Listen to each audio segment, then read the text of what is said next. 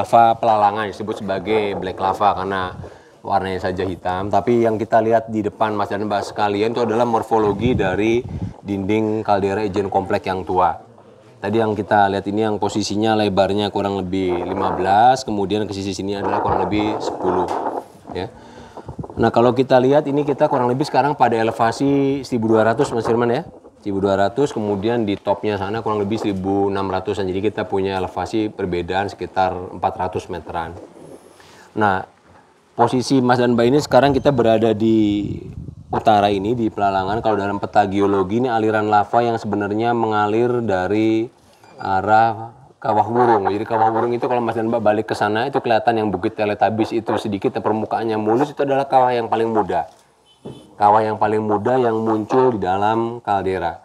Jadi Mas Mbak bisa membayangkan kalau kita punya kaldera ini, bagaimana kita merekonstruksinya sama seperti kita tarik dari barat, kita tarik dari timur ketemu.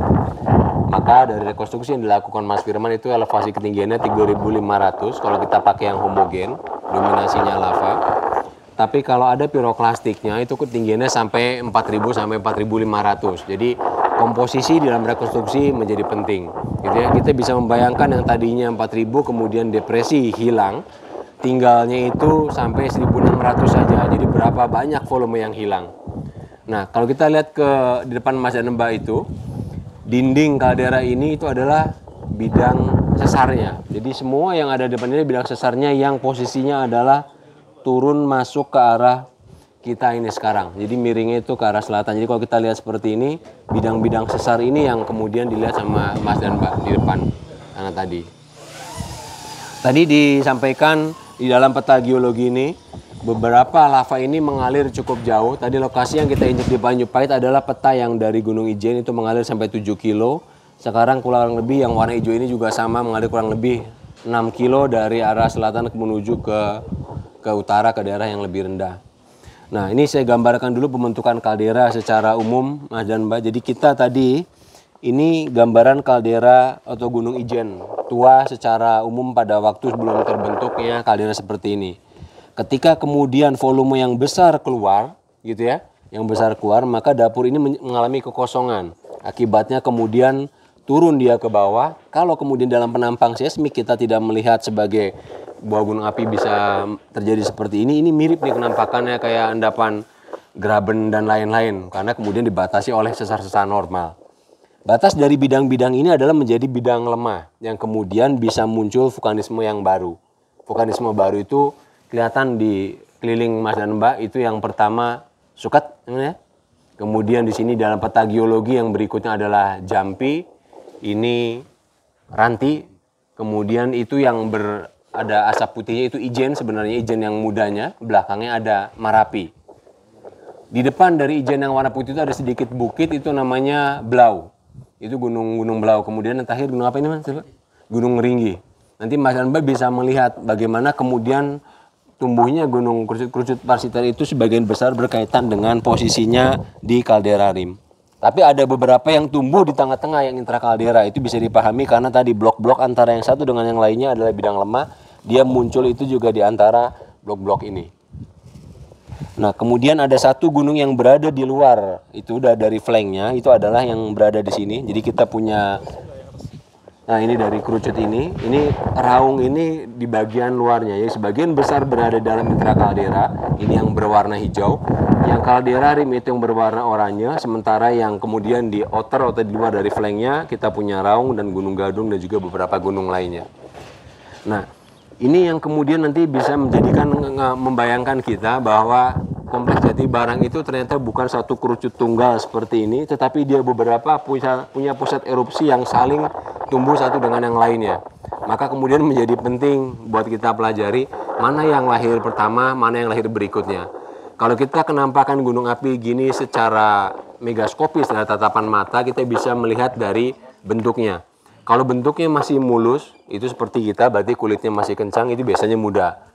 Gitu ya. Tapi begitu dia sudah mulai disected, berarti sudah lanjut dewasa. Tapi kalau kemudian kita sudah punya yang sangat disected seperti Blau, kemudian ini, itu berarti intensitasnya, erosi dan sebagainya lebih lanjut, itu bisa kita selesaikan secara relatif itu yang lebih tua. Kenapa kemudian itu menjadi penting kita pelajari mana yang pertama, mana yang berikutnya dari kompleks gunung api yang ada di dalam sini? Karena kemarin kita ingin mencari tahu, gitu ya. Kalau yang pertama muncul kemudian diterobos sama yang berikutnya, harapannya gunung api yang pertama itu akan mendapatkan efek dari hidrotermal larutan yang berikutnya. Porositas sekunder bekerja di gunung api yang pertama.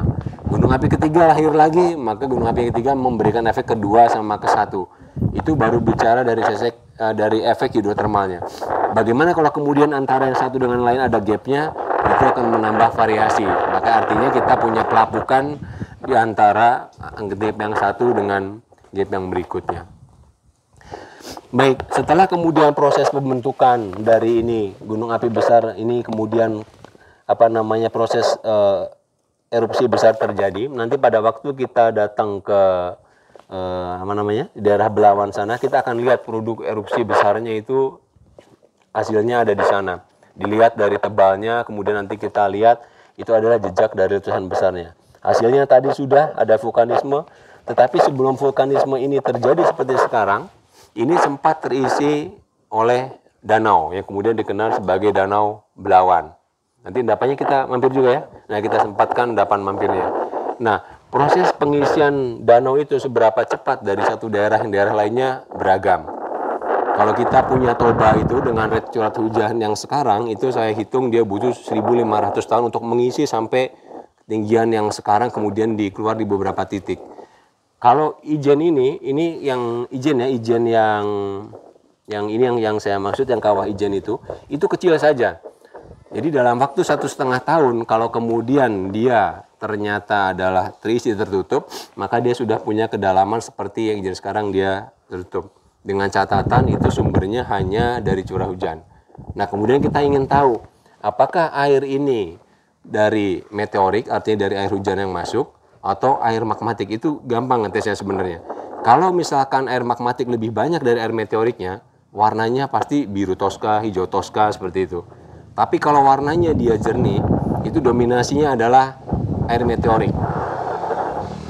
Nah, kita punya salah satu danau yang paling terasam tadi kita punya di Ijen, yang lainnya kalau pernah jalan ke Kelimutu, warnanya beragam. Ada 3 kita punya. Karena kandungan belerangnya itu berbeda. Belerang uniknya, begitu temperaturnya berbeda antara tiap gunung, dia memberikan warna yang berbeda. Yang satu kadang-kadang merah, yang satu hitam, yang satu hijau, gitu. Nah, itu uniknya belerang. Jadi kita pada temperatur yang berbeda, warnanya dia bisa berubah.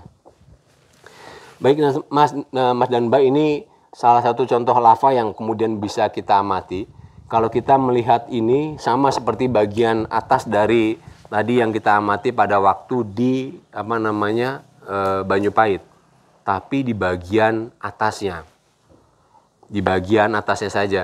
Karena bagian atasnya kemudian dia mendingin, maka efek yang sama.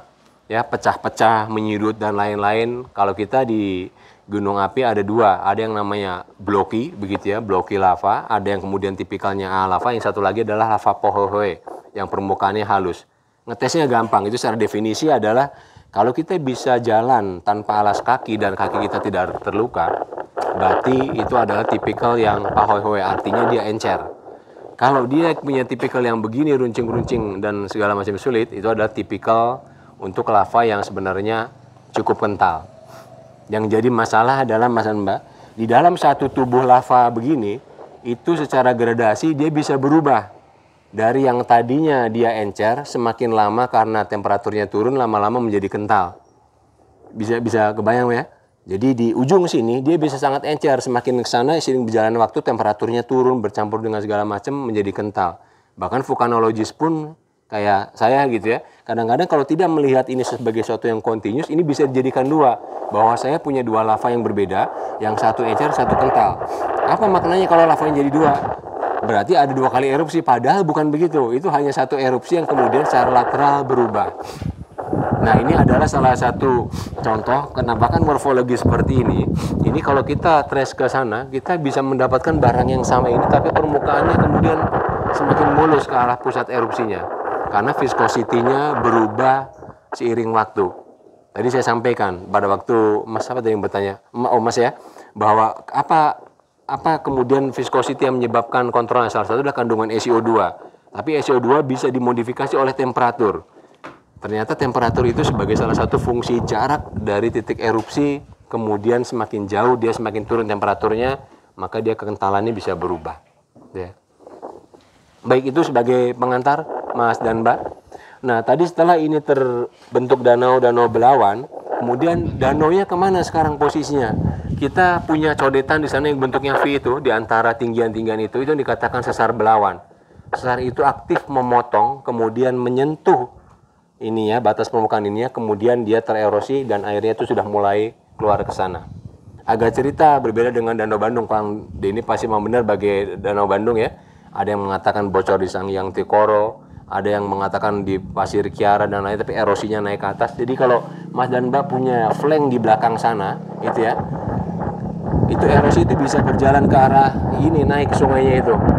Nah, ketika dia menyentuh garis dari permukaan air, maka itu bocor. Itu yang dianggap bocornya Danau Bandung. Tapi dalam case-nya di sini, itu ada sesar aktif yang memotong kemudian menjadi jalan keluarnya. Ini kemudian keluarnya ke arah utara. Termasuk sungai-sungai yang tadi kita lewati itu, semua itu bermuara ke arah utara. Jadi banyak riset yang kemudian dilakukan di sini berkaitan dengan tadi logam berat, arsen dan lain-lain. Karena limpasan dari kawah Ijen ini itu semua mengalir ke utara. Maka daerah-daerah yang kemudian mengalir di sini itu pemanfaatan sungainya tidak seperti biasa dimanfaatkan kita. Tapi berita baiknya adalah sungainya menjadi bersih karena kita tidak berenang di sana. Kayak tadi mungkin kita takjub kan, sungai yang seindah itu, tetapi tidak ada kotoran, hampir bersih. Karena pH-nya sampai di ujung aliran sini, ini yang pernah saya ambil untuk studi mahasiswa saya di S2 dan S3, itu pH-nya hanya sampai 2, kadang-kadang kalau dia pas lagi musim hujan.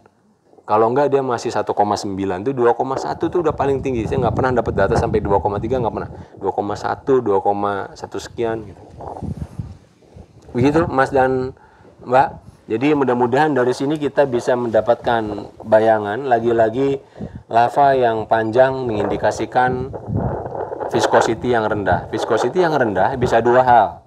Karena isi O2-nya rendah, Otto sebenarnya itu adalah barang yang isi O2-nya biasa-biasa saja, tetapi temperaturnya dinaikin. Jadi maksudnya contohnya adalah, kalau coklat itu adalah komposisi basaltis, dan kemudian mentega yang warnanya terang adalah komposisi olitis, itu sama-sama bisa mengalir jauh dengan cara apa? Dengan cara kemudian temperaturnya saya naikin, maksudnya gitu. Jadi saya tekankan bahwa indikasi perlunya kita mencari viscosity adalah konteksnya dikaitkan apakah ini kontrolnya temperatur atau hanya kandungan SO2. Kalau temperaturnya yang tinggi, kita senang gitu ya.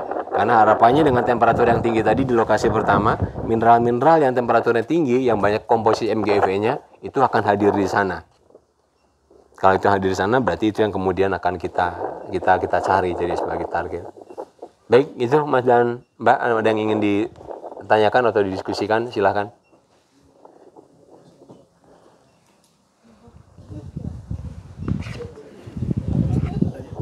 Silakan Mas. Iya.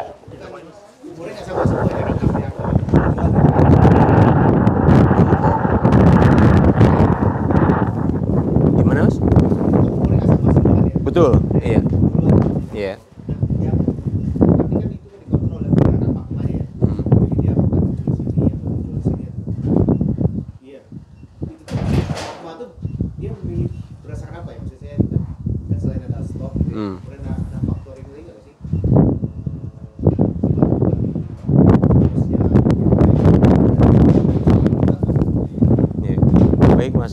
Pertanyaannya menarik ini ya, kenapa kemudian tumbuh itu bisa berpindah-pindah satu tempat yang lain gitu. Magma secara prinsip dia akan bergerak mencari tekanan yang lebih rendah. Kalau dia tekanannya lebih rendah, maka dia akan naik terus ke atas, berhenti sampai tekanannya sama. Jadi sekarang pun kita bisa paham kenapa ada intrusi berhenti pada kedalaman 10 kilo, ada 5 kilo, ada 2,5 kilo. Kalau dia berhenti pada kedalaman 10 kilo, berarti tekanannya sama, sehingga dia tidak bisa ketekan. Kalau tekanannya lebih rendah lagi, maka dia naik. Tekanannya lebih rendah lagi, maka dia baru erupsi. Ini pun hal yang sama. Jadi kalau misalkan di bawah sana kita punya satu dapur magma, kenapa kemudian berpindah satu ke tempat yang lain?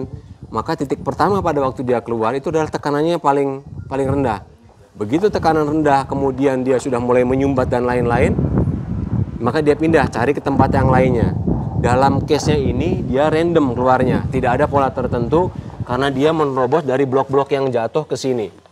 Tapi kalau tangkuban perahu itu agak unik. Kenapa bentuknya kayak perahu terbalik? Karena dia bergerak dari sisi barat ke arah timur, dikontrol oleh struktur tertentu. Dia nyumbat di barat, pindah agak ke tengah. Tengah-tengah, dia pindah agak ke timur lagi, maka dia pindah lagi ke sisi yang paling sini. Maka dilihatnya itu dari arah selatannya, itu seolah-olah seperti perahu terbalik. Tapi kalau dilihatnya dari sisi yang lain, itu tidak tampak jadinya, Mas. Ya. Jadi perpindahan itu sebenarnya mencari yang tekanannya lebih rendah. Contoh misalkan kita punya Merapi sama Merbabu. Merapi itu aktif, Merbabu enggak. Kenapa? Awalnya dia keluar ke Merbabu, nyumbat, maka sekarang dia pindah ke Merapi. Jadi kalau Merapinya batuk, Merbabu baik-baik aja. Tetapi ada dua gunung yang berdekatan, contohnya misalkan Agung sama Batur. Batur itu kalau sama Agung, Baturnya batuk, Agungnya batuk. Karena dua-duanya masih terkoneksi. Nah ini yang menarik, makanya kemudian kita menjadi penting. Kalau ini sudah pindah begini, biasanya dia pindah, yang ini padam, dia pindah ke tempat yang lainnya. Ini padam tersumbat, dia pindah ke tempat yang lainnya. Jadi perpindahan itu tergantung di mana tekanan terendahnya. Nah ini relevan kalau kemudian kita kaitkan dengan Jatibarang. Jadi kenapa kon di Jatibarang itu berpindah-pindah? Itu karena itu dia pindah ke tempat yang lemah. Dan kalau dia ada trennya, maka kontrol struktur ini pasti berperan nih, dia pindah ke arah tertentu. Tapi kalau dia random, maka kita membayangkan seperti jatuhan ini ambrol yang bentuknya bloknya itu sembarangan, maka dia tidak tahu, tidak ada pola tertentu. Jadi barang sejauh pengamatan saya kemarin mengintip datanya ya, nggak ada tren perpindahan kerucut itu mengikuti arah tertentu. Dia pindah ke baratnya, kadang-kadang ke timurnya, begini. Saya membayangkan jadi barang begitu, makanya kemarin kami bawa ke tempat yang sama di sini untuk membayangkan proses di Jatibarang itu. Tadinya kita punya gunung begitu ya, kemudian yang posisinya kerucutnya berpindah-pindah satu, tidak ada kontrolnya karena mekanismenya demikian. Gitu Mas kira-kira ya. Mas dan Mbak yang lain silakan. Mas Firman boleh ya menambahkan, ini disertasinya di sini yang pasti banyak hafal datanya. Mas dan Mbak ini menarik gitu ya, kalau kita melihat bukaan Ijen itu yang tua, itu bukaannya ke arah selatan gitu. Artinya apa? Artinya kita bisa membayangkan kalau Ijen ini kemudian kita balikan pada posisi awal, tadi kita tahu ketinggiannya, kenapa kemudian dia hilang ke arah selatan? Ada dua kemungkinan. Satu, ada struktur yang memang mengontrol ke sana bidang lemahnya, atau barang ini tidak lahir pada bidang horizontal. Jadi kalau kita punya tumpeng lahir bidang horizontal, maka kerucutnya begini. Tapi Ijen itu membayangkan saya begini lahirnya tadinya. Barangnya itu sudah miring ke selatan, maka dia akan begini. Jadi punya sudut vertikalnya, sudut terjalnya di sini, sudut landainya ke sana. Maka kalau dia erupsi, maka dia cenderung ke arah ini. Ini hal yang sama muncul tidak hanya di Ijen. Kalau kemarin kita lihat kaldera yang di Gerajagan, masih ingat kan pada waktu ngebukanya ke arah selatan juga. Ini ngebukanya ke arah selatan. Jadi paleoslope dari tempat gunung api berdiri sangat mempengaruhi arah mana kemudian tempat ini menjadi berbahaya. Kalau Selat Sunda beda lagi. Semua gunung yang di Selat Sunda itu ngarahnya ke barat dayanya. Ya Panaitan, Krakatau yang sekarang, Krakatau ibunya, Sebesi, Sebuku, kalau Mas Damar, itu bukaannya ke arah yang sama, gitu ya. Artinya ada kemudian paleosop yang mengontrol ke arah tertentu sehingga kalau gunung itu eruption, arahnya akan ke sana. Kenapa kita perlu tahu? Maksudnya sebagai direction kita. Jadi kalau saya informasinya adalah hanya tinggian ini dari gunung yang kita dapatkan, kemudian kita berharap gitu ya, arah alirannya atau produknya kemana yang sebagian besar kita jumpai, kita harus nyarinya ke sini sebenarnya kalau kita mau cari produk yang lebih banyak gitu ya. Mudah-mudahan ketangkap idenya sama Mas dan Mbak. Sudah, Kang Denny?